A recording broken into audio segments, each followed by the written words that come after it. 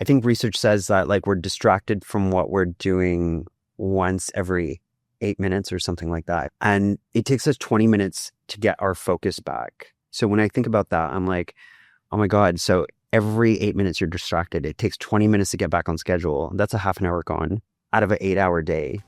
So you're not getting very much done. Welcome to High Agency, igniting conversations with inspiring people, leading transformative change. Every week, we lose countless hours to the digital equivalent of paperwork. Copy-pasting between spreadsheets, duplicating efforts across teams, and manually tacking projects. It's death by 1,000 keystrokes. Yet, we're all racing to adopt AI with so many organizations that are exploring the artificial intelligence to transform their workflows. And the paradox? While they're investing in tomorrow's technology, we're all still struggling with yesterday's processes. Amongst advertising and creative agencies, the numbers are huge and fascinating. Global ad spend just cracked $1 trillion last year. The Omnicom Interpublic merger was a staggering $13 billion deal. And all of that is reshaping the entire industry landscape. But here's what's keeping agency leaders up at night. Most of us still can't figure out how to measure AI's actual return on investment. And frankly, we can't tell if technology is making anybody more productive. We know that transformation is essential, but figuring it out and quantifying its value remains elusive. So the real revolution isn't just about adopting new tech.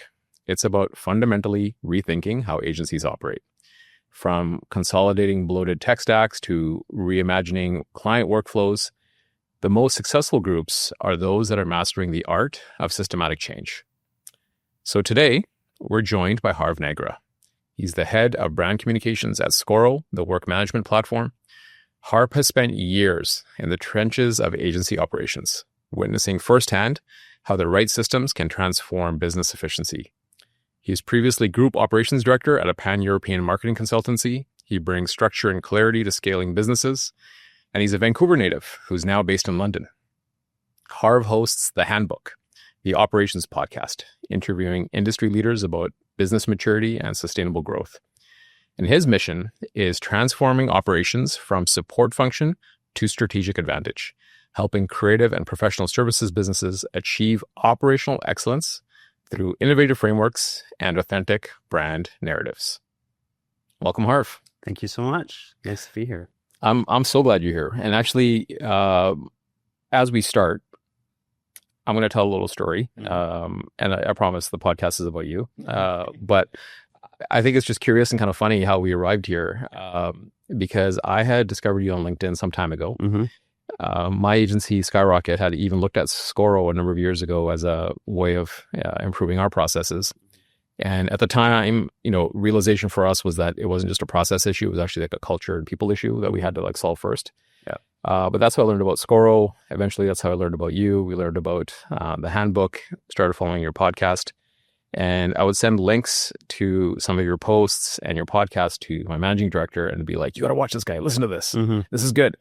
And then a month ago, maybe more, I was wandering around Punjabi market here in Vancouver, listening to poetry and spoken word from a variety of intergenerational artists. Yeah. And it was a great day. It was an event put on by the Indian Summer Festival and in partnership with the Punjabi Market Collective out here. And I see this guy wandering around with a very recognizable mustache and beard going on. And I'm like, I have seen this face somewhere. And I was doing this creepy thing where I was looking at you, but trying not to make it obvious I was looking at you. And I just couldn't place you. Yeah. And it wasn't until I left that day, and I think later on that night, it struck me that I think this is the operations guy. Yeah. And I went on LinkedIn, and sure enough, it was you. I reached out. And I just, at the time, I wasn't able to put two and two together because I understood you from London, from Scoro, totally different context. I didn't even know that you were from the community or from Vancouver. So for me, it was a bit of worlds colliding because I didn't expect to see the Handbook guy from Scoro at Punjabi Market in Vancouver. Exactly. I've had the opportunity to be, I've been traveling around for a few months now, But yeah, small world. I think interviewed one of my really good friends, Joanna Lee, on the From Switchboard. podcast. Yeah. Yes. I think you've heard of my sister, Jag Jag Nagra, the Nagra. artist in Vancouver. Yeah. Yes, exactly. So there's a lot of layers and connections there. But yeah, that's I was surprised that you saw me there. But super cool as well. So that's great. Yeah. And so, I mean, you've had a lot of experience running operations at various agencies. But before we get to that, Mm-hmm. I want to talk a little bit about growing up in Vancouver. Yeah. That's interesting to me because you're from here. Mm-hmm. And I want to learn about what life was like before you got into operations. Yeah. Because I'm not sure, and I think you would agree, that not everybody necessarily knows they're going to get into operations at some point in life. And so something led you down that road, but that road started here. So yes. Yeah, I grew up in Maple Ridge, so in the suburbs, and I think I was always probably a little bit of a control freak. Maybe growing up in a household with one too many people, it was just like my way of creating order was just like I need to tidy things and keep things in order, right? So those were the maybe early seeds of something there. And then I kind of studied at CIAT, SFU Surrey. So that was the School of Interactive Arts and Technology. So very kind of mixed design kind of studies. And I graduated from that being like, okay, I can do a bit of everything, but I don't know what I specialize in. It was a bit confusing because it's like, okay, I've dabbled in everything and I can do a bit of everything, but what am I really good at? And I felt like it was nothing. So that wasn't a great place to kind of start, like finish your university degree.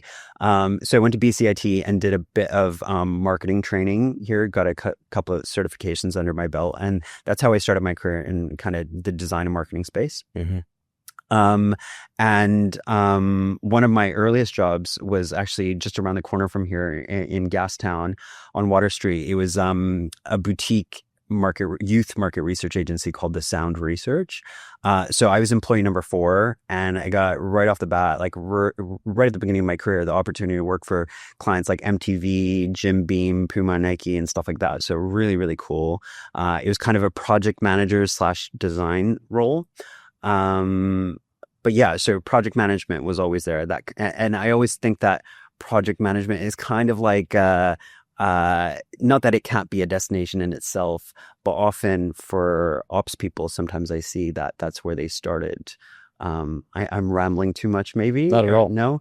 Okay. So yeah, that's how I got my start. And then always kind of moving between project management and digital marketing roles is what I was doing in Vancouver. And, at some point I got a bit frustrated with the job market here. It was earlier in my career, and I felt like maybe there wasn't enough opportunities and it was just very competitive as a result of that. So I decided to go to London in the UK, and I've been there for 13 years. So again, my path there has been kind of producer. I was a producer, and then I moved into digital director at an agency. And that's around the time where I just started taking control of stuff. Like one of the things I talk about a lot, Mo, is business maturity. And this business was not very mature. And it was just a bit chaotic in the way things were done there sometimes. New starters coming in, being sat at an iMac with like 300 files on the desktop. And I would just think like, that is a horrible way for somebody to have their first day. You know what? I'm just going to take control of this. And I started setting up people's computers for their first day, things like that, taking control of like the dodgy internet connection, just being like, I'm just going to upgrade it because nobody else is taking care of it. So in fact, I think that was even before the digital director role. It was as digital producer, I just started getting involved in that kind of stuff. And it was like, let me sort this out. So those were the early signs for me that this is the stuff I really enjoy doing. It's just fixing stuff. That's the thing. There's just this desire to sort shit out. Yeah. I mean, I have to relate that back to what you shared with like your, early childhood growing up in Maple Ridge first. I'm imagining immigrant, multifamily, multi-generation household. All right, tick that box. Yeah. And if you're trying to project manage that, yes, yeah, exactly. Then there's something definitely speaking from deep down that says, I want to solve problems and make things work better. Right. And, there's an interesting thing within that, with this whole idea of agency, right? I mean, the podcast is called High Agency, but the idea of solving the problems that you see, you're not waiting for permission, you're moving to make things happen. Mm-hmm. Because even in project management, I'm quite sure that there's probably a lot of operations people that got their start in project management, but not necessarily a lot of project managers that necessarily went into operations, Mm-hmm. right? Because we've had the experience on both, where we've had project managers that quite static and wanted to kind of push things around and keep things there, and would be happy to actually run things in inefficient and messy spreadsheets for the rest of their lives, because that's just how they do it. And then we've had project managers that actually were really high agency, and were looking at process and trying to advance things, and coaching and looking at how we came together to make things happen. Yeah. And so for what you're describing, it's definitely the latter, because what you're equating to business maturity is really that, right? Of having somebody that can come in and solve problems before being asked to. But you mentioned that you talk a lot about business maturity. Like, how do you define it? Like, is it just messiness? Because there's, I think, plenty of businesses that if you talk to them, they would think they're plenty mature because they've been around, they're growing, they're successful. Yeah. So how do you define business maturity? Yeah, I think it has nothing to do with years under your belt, nothing to do with revenue, and nothing to do with headcounts. I think it's really other indicators. And when I was first moving into ops, I started working we had just hired a kind of external COO, like an interim COO, and I started working under him. And he's the first one that brought it to my attention, saying, go look at this business maturity model and tell me what you think, where we're at. And that was interesting, first of all, because I'd never come across a business maturity model before. And the second thing is that it became such an interesting idea for me, or just such a revelation, because like, just at a quick glance, by reading what some of these definitions are for the stages, business maturity models, there's one for like every industry. They tend to have 5 stages, and it going from like complete, I call it the chaotic era on one side, which is just like you're in startup mode and everyone's just making stuff up, all the way to like the other end, level 5, which is like focusing on innovation, because everything is running like clockwork and it's super measured, and excellence all around, right? Yeah, once I discovered that, looked at it and reflected on it, I was like, this just gives you so much clarity about how you're running and what the next step should be for you to aspire towards. And I've loved it so much that, I host a podcast, like you were saying in the intro. That's the overarching theme for the podcast, is I like to think of it as business maturity, and all the episodes kind of fit into one of the buckets underneath it. And in fact, by the time this podcast goes live, I think in the next 2 weeks, actually, I'm launching a business maturity quiz on the Scoro website. So somebody can go answer, I think it's 25 questions. It takes 3 minutes, and you get a really nice indicator of where you're at in terms of your own business maturity and what you should do to get to the next level. Yeah.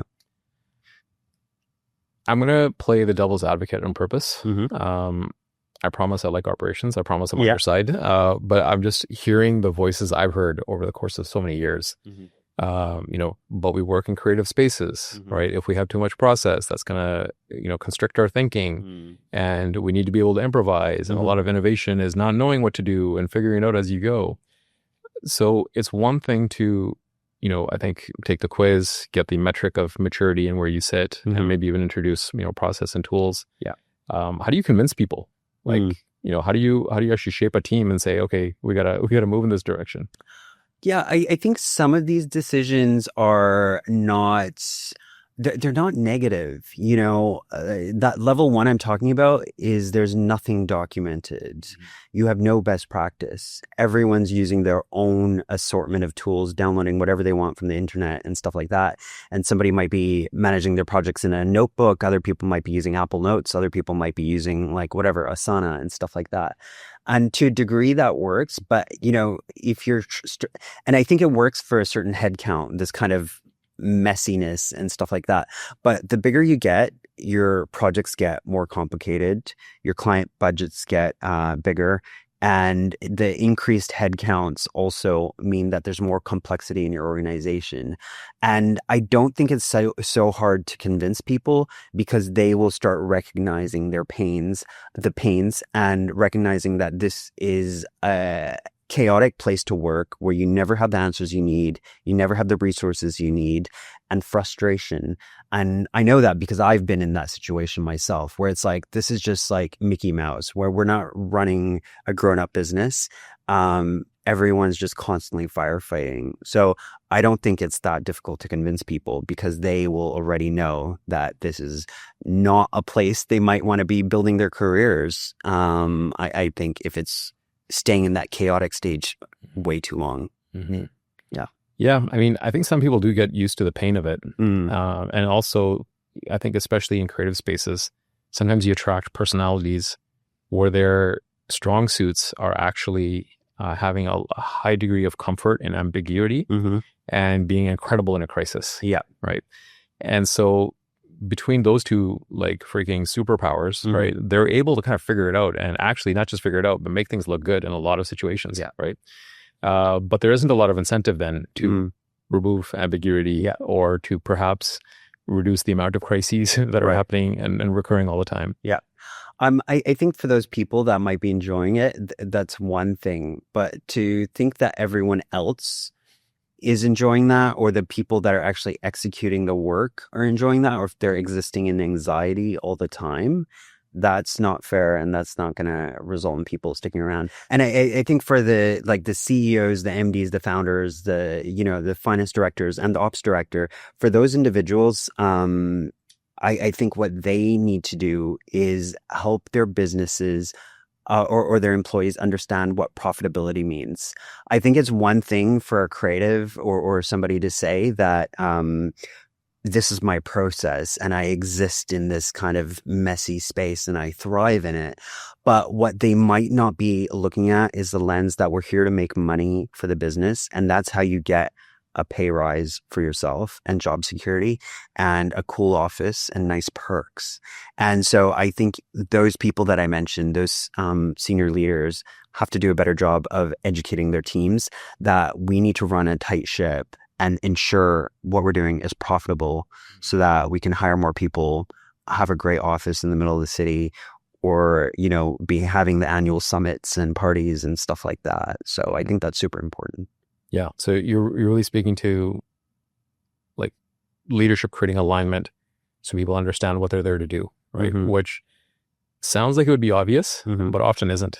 And it's not even just always creative spaces. Like I've worked with software developers in the past where I think we were missing that clarity internally. And I remember having this conversation with one dev once, an incredibly talented person, like a 10x developer, and was arguing with them to build the thing that the client was paying us to build.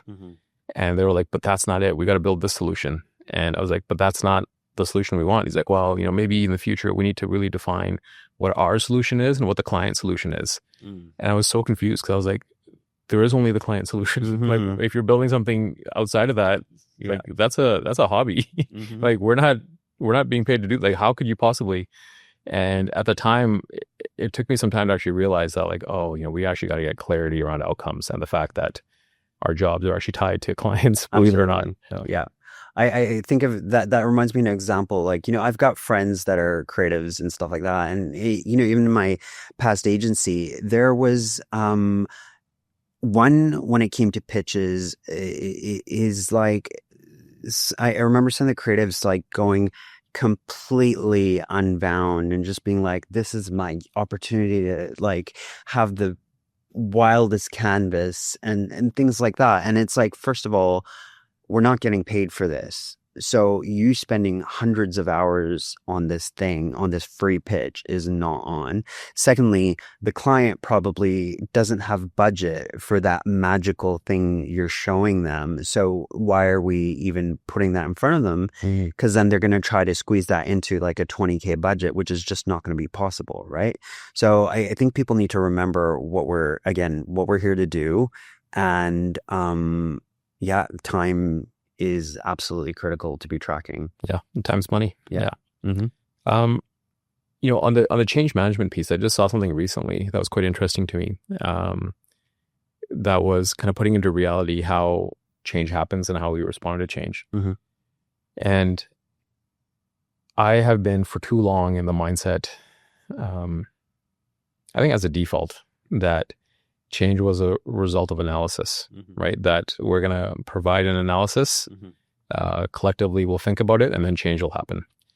And then would also actually become frustrated that whether it was process or something else, of how long it would take for a change to actually really take hold, or sometimes not even take hold, right? Of just, we've communicated the idea, the analysis was presented, team was asked to think about it, and then just change is going to happen, right? And then the other side of it was this idea that actually what we do is we see things as humans. Yeah. And if we witness something and it makes us feel something, that those feelings are then going to drive change. And for me, it's like a totally different way of thinking about it, and not one that I was incredibly used to when it came to the internal work. Right? When it comes to a client, when it comes to a campaign, absolutely all I'm ever talking to clients about is we're not communicating information, we're communicating emotion, right? So there, we've got it, no problem. That's 90% of the conversation all the time. Yeah. But when it came to process, I somehow thought this is going to be different in some way. Like we're all still human, and we're still only going to respond to things that, touch the emotion first. So, how do you show people the thing that is going to make them feel something so that they change? Yeah, I've tried making changes that were what I thought were small, and those ones I handled probably the most carelessly, and those ones always failed. And then I always got surprised because I'm like, oh, I thought this was easy and no one would care. But in fact, they really didn't care, because it was like, well, you didn't nurture that change. So yeah, I think storytelling has so much to do with it. And like that links up with what you're saying about emotion, right? I think you just need to start communicating really early, in my view. And you need everybody in your management team, for example, speaking the same language from their own perspectives and the benefits from their point of view and stuff like that. But I think right off the bat, you need to be totally joined up, and answering the questions like, what do we need to change? Why do we need to change it? What's going to be in it for all of us? And what's going to be in it for you? And I think if you start answering those questions and you're super transparent about it, then people understand the justification, right? People react badly when they're in the dark and it's a surprise. And then it's like, well, I don't know why we're doing this, and I'm not on board, and people dig in their heels, right? When you mentioned the change process, there's this kind of Kubler-Ross change curve. And it was originally designed to show the stages of grief somebody goes through when a loved one passes away, the bereavement process. But it's been adopted by the business world because those are the same stages of grief people go through when dealing with change in the work environment. So I'm not going to get the order right, but things like shock, anger, sadness, like Denial, and then finally just kind of reconciling them to the fact, and then slowly acclimatizing themselves to it, and then being fine with the change. But ultimately, that's what you're going to be facing, and no matter what you do, those are still going to be the stages. But as like ops leaders or agency leaders or business leaders, there's stuff we can do to make that land as best as possible, right? What's the most challenging thing you ever dealt with? Because I think, looking back on it now, you've probably established a lot of your own best practices about how to implement best practices. But when you were first kind of making the transition from project management into this kind of operations space, I think it's one thing when you're a sole player, right? And that lone wolf that sees things and you're just kind of like fixing things up and like plugging holes and what have you. But when it's a little bit more on the business infrastructure and the architectural level of the business, what were some of the first challenges that you encountered where you learned some of these lessons? I think what comes to mind is that, when I had this like innate tendency to want to fix stuff and keep stuff in order. So, when I joined this agency, it was a very small digital team that I sat in, and things were just very messy. And I was like, I'm going to take control of this and sort out our processes. We're going to use this system. This is how we're going to run projects. This is how we're going to do our weekly stand-ups and stuff like that, right? But then looking outside at the wider agency, it was like, okay, everyone else is much more chaotic, right? That's what I kind of call stage 2 of the maturity model that I kind of speak about, the glimmers of growth. So you get pockets of best practice in different teams and stuff like that, but it's not centralized across the organization, and there's not a lot of documentation there still. And so that is what I'd say is was the biggest challenge is when I'll just a quick example, that agency I worked at, we had decided that we needed to bring in a professional services automation platform. Okay. This is quite a long time ago. And before that, we were using stuff like Harvest to create budgets. I think a handful of people would timesheet, which is like, what's the point if not everyone's going to do it? Budgets were being reconciled in Google Sheets manually, and they were not accurate at all. And we also had multiple entities in different countries, right? So they each had their own Harvest entities. So for me to log time on that entity's project, I would have to log into their Harvest account. So, we were already bad at like tracking time in our own or tracking budgets on our own. So to be collaborating across borders like that, it was just absolutely a mess. So yeah, the point of all of this is to say that I got control over my team, but there was this monumental effort going to be involved in getting everyone else to see things the same way, where they've been used to a very loose, very kind of chaotic process. So that's something we had to manage. But yeah, I managed to pull that off. How that's exactly what I was going to ask you. How did you pull it off? Like, how do you get people to realize? Yeah. And that was before I moved into operations, right? So I was still kind of in this digital director role, I think. And I think, like just intuitively, I knew that if I tried to push this, or the finance director tried to push this, it was not going to go as far. So I had a close relationship with our CEO, and I was like, you know what? The first person that needs to say anything is you. And I'm going to draft what you need to say to everyone in an all hands, and the message you need to send afterwards. So it was like that. So he's saying this and he's communicating it, and then the rest of us were reinforcing that message.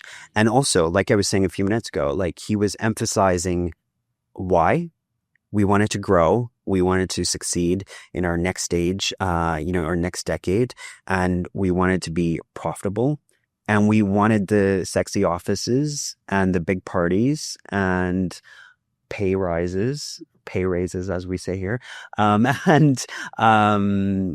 And it's not possible if we're flying blind, right? So all of it came down to communication. And then the process, I think myself and that finance director did a huge amount of work in getting the foundations right and making sure everything was configured.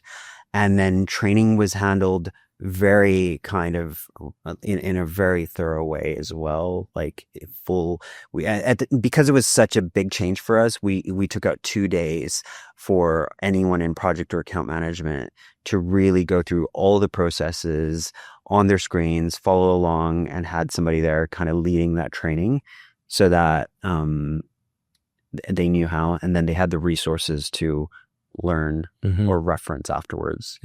Yeah, but it really started with the leader of the company, aligning incentives, and being like, "Here's how it matters, and here's how it's going to impact."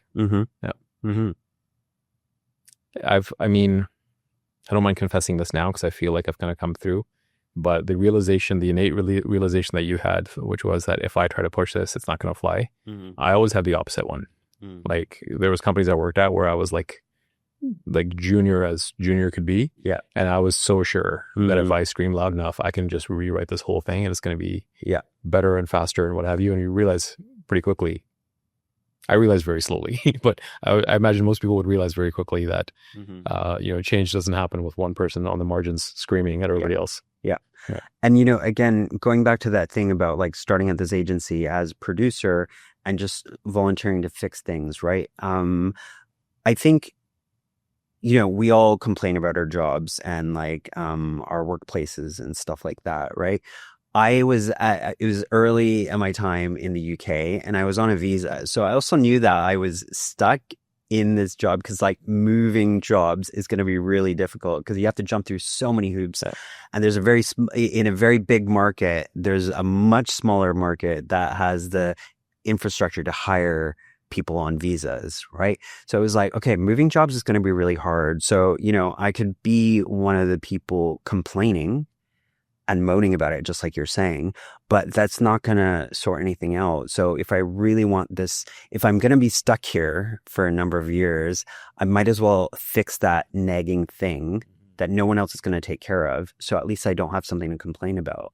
And that was, I wonder if that hadn't happened, if I wouldn't have gone into ops, because then I would have just jumped ship and gone somewhere else, but I just had to fix things because I was stuck there. Yeah. So it actually worked out well for me. Yeah. Yeah. Yeah. And look, I'm sure there's plenty of people that would have, taken the third option, which was not fix anything, not jump ship, and just continue to suffer. Yeah. Quietly. I just have no patience for that, I think. What do you see in businesses today that, whether it's managing people or work or however the work management happens, that they continue to get wrong and that surprises you? Like I'm sure whether it's Scoro or whether it's practices, best practices and, helping to shape culture, there's probably a lot that you're able to quite predictably go into a company and say, okay, here's what we've improved. But is there anything that emerges that you just keep looking at and you're like, wow, businesses still aren't getting this right and it still continues to surprise you? I think one of those things is the kind of the volume of distractions we have is one major one for me. And I struggled this for a very long time. And in fact, it was when I started this new job at Scoro in March 2024. They had some really interesting working practices that I was exposed to when I started. And one of those was a very strong recommendation that you should have do not disturb on all your devices all the time. That's your personal phone, on your work laptop. And I was shocked by that. I'm like, how am I going to respond to my coworkers' questions if everything's on do not disturb? But the point was like, if you don't have do not disturb on your phone, you're going to have Instagram messages, YouTube pings, something new on Netflix, like your partner messaged you about what's for dinner tonight or whatever, breaking news because Donald Trump tweeted something. And it's just like endless distractions on your phone that you don't need to know, first of all, right? And probably some spam calls that you don't want to take anyway. And then on your work, I used to find that every time an email came in from a client, whatever I was working on, it'd be like, oh, notification in the corner of my screen. I'm going to go look at that. Or then Slack message or like, and how many Slack messages are about like, oh, happy birthday or like jokes and stuff like that, right? So those are distractions. And there's something like, I think research says that like we're distracted from what we're doing once every 8 minutes or something like that, if I'm not mistaken. And it takes us 20 minutes to get our focus back. We only have an 8-hour day. So when I think about that, I'm like, oh my God. So every 8 minutes you're distracted. It takes 20 minutes to get back on schedule. That's a half an hour gone, right? Out of an 8-hour day. So you're not getting very much done. So I would say that is one that I would really recommend people do is just try to create an environment for focus and block out your calendar for what you want to work on. So you actually get it done because, and I'm not saying I'm perfect. These are things I've learned to adopt. And I used to be constantly just firefighting and answering notifications all the time. Maybe not the ones on my phone, but certainly the Slack messages. And like, there's never a message that is like, the world's ending. This needs to be answered now. Yeah. Very rarely. I mean, it's not even firefighting because with those of us that, have some amount of ADHD that they're dealing with, it's not firefighting. It's actually like eating candy, right? It's like, Yeah. and I'm still horrible at it and struggle with it. And my coping mechanism is the blocks of calendar time where I've got 3 hours blocked to just focus on something. Yeah. And I know that out of that, I'm going to get about an hour and a half out of it. That's going to be pure. Yeah. It takes me a long time to get in, and then it takes me a while to get out. Yeah. But the emails, the reactiveness, those are just amazing little dopamine hits that just make you feel so effective for having done this 30-second task and done like 400 of them in a row. So it is really difficult. And so you're continuing to see businesses that are paying like no attention to distraction management? I don't know if many people, I'm not aware of that many people talking about distraction management, first of all. So yeah, certainly, I'd be surprised because it's not something I hear about. And I've worked in places where this is not a factor and everyone is just constantly answering the latest thing. So it's just constantly like you're pretending that you're multitasking, but you're really doing slivers of like 10-second bits of work. And like at the end of the day, I just remember feeling really defeated, being like, I didn't achieve anything today, right? And that was why, because it was just spending all day answering messages and emails and having little tiny windows where I actually got stuff done. Yeah, maybe we're in our own bubble here at Skyrocket. But I know that, for me and in some of my circles, we do spend some time talking about distraction management and about notifications and about like reducing complexity. But for me, it was mostly because I was introduced to this system called Groundwork by a friend and colleague named Amrita Ahuja. And this was probably like a decade ago was the first time, she really got me into my calendar and into planning to that level. And also looking at reducing the noise of notifications because I had just taken it for the norm, right? Like everything's blowing up all the time and I don't know what I'm doing when. Yeah. And that's called work, right? And you just do that day in, day out until you die, right? Yeah. And so she kind of opened up my imagination to like a different way of being. And then slowly I kind of started to manage myself a little bit better. And then I think try to encourage other people too. Excellent. But, these days I think we're on the right track at Skyrocket. But some of our clients that we work with are a different story. Yeah. And our work tends to kind of go beyond marketing, right? Because when we're talking about brand marketing and we're working with companies in B2B spaces especially, we wind up taking a pretty wide mandate. So it will be like internal brand, which is really a lot of the company culture, to brand experience and then some amount of marketing. And we have to, like by definition, actually work on the culture of the company as well, right? And work on what their internal operations look like. We're not getting to the point of like KPIs and ROI, like that's still them. But at least getting to the point of cleaning up the operations enough so that people can focus on our work together even, right? That they can be a good client to us and as a result get the most out of us and the work that we're doing together.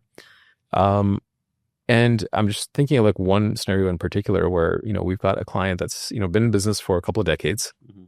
So, functionally successful, but you look at the way they're working and, I'm obviously not naming names here, but you look at the way they're working and I'd probably put them pretty low on the maturity scale, right? Because you have committed people that are actually really passionate, but everything is a challenge. Like we haven't asked for so much as a login or an account or a document that didn't require pinging and confusion and trying to surface stuff to get it to us, right?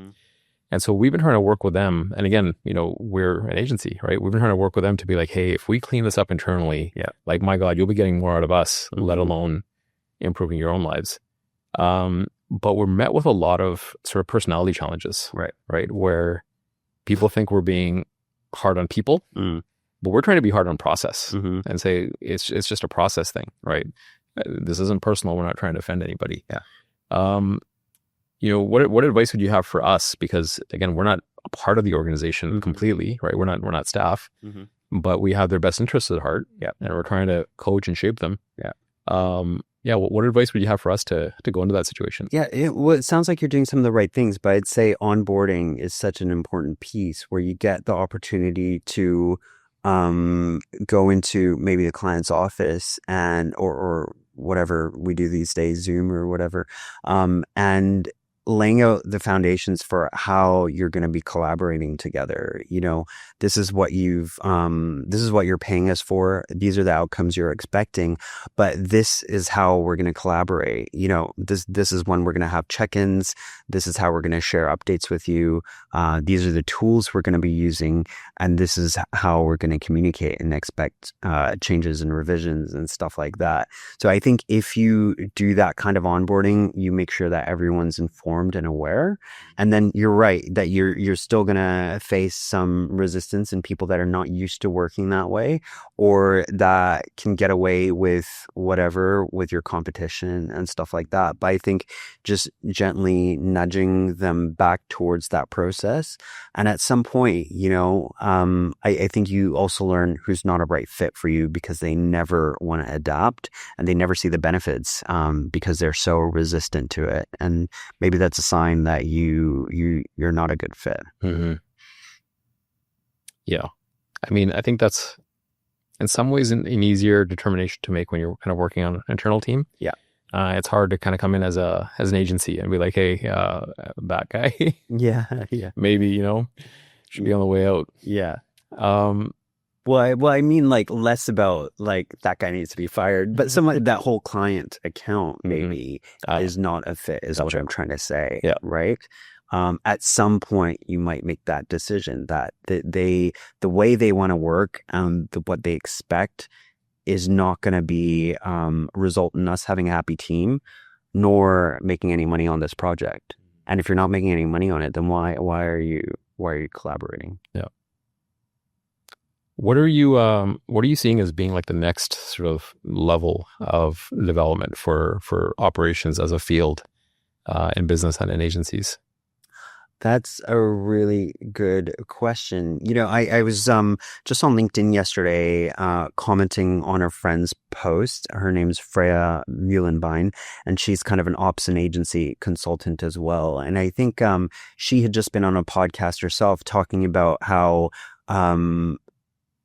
agencies often don't have kind of a strategic operations person. If they have an ops person at all, they're very lucky sometimes. I think it's becoming much more common these days to have somebody responsible for ops, but often that ends up being a very tactical role where you're doing a huge array of things and not being particularly strategic. And what her point was that you have a vision and you often have a strategy for the year. And when you let it on autopilot, it's not, it just doesn't happen because there's nobody kind of owning that change. And that's something I kind of talk about on my podcast as well, is a lot of the guests have talked about strategic operations and how operations is really the kind of the driver for agency growth and success and performance, really. So I think that's where we need to start seeing operations and our roles is really kind of strategic in driving and realizing the mission of the business and the success of the business, rather than just looking at ourselves as kind of jack of all trades and just there to patch holes or fight fires. Yeah. I mean, that's a seismic shift from just being like the fixers of things, right? Of like, saw something broken, fixed it. But moving beyond that to let's set a direction and strategy and a way of doing things that transcends that. Yeah. What are you excited about personally? Like what's next for Mr. Nagra? What's next for me? So I've been in this like really interesting role with Scoro as head of brand comms, and I've got to work on this podcast. So that's been really exciting, and I've had a lot of personal growth through this role as well. Like I've been doing things that I was terrified of doing, speaking on stage, interviewing really smart people. I mean, being interviewed used to terrify me as well. So I'm doing all those things that used to terrify me. And I think I'm getting to do some really interesting things as well. Some other initiatives beyond the podcast. Like I said, we're launching this business maturity quiz in a couple of weeks, which is going to be quite an exciting campaign. And hoping to just kind of take that message further and who knows what the future holds really. But yeah, it's been quite a fun 15 months or so far. It's exciting. Yeah. So if people want to learn more about what you're up to, learn more about the podcast, where can we sum up? Find me on LinkedIn. So it's linkedin.com/in/Harv Nagra. So please connect with me there and look at the podcast. That's where you get to hear me speaking every couple of weeks with some really brilliant guests talking about kind of business maturity and business ops. So it's the Handbook Operations podcast on Apple, Spotify, YouTube, or wherever you get your podcasts. Awesome. Well, thanks for coming in, Harv. Really appreciate it. Thank you for having me. Well, hopefully we've given you a lot to think about. That was High Agency. Like and subscribe, and we will see you next time.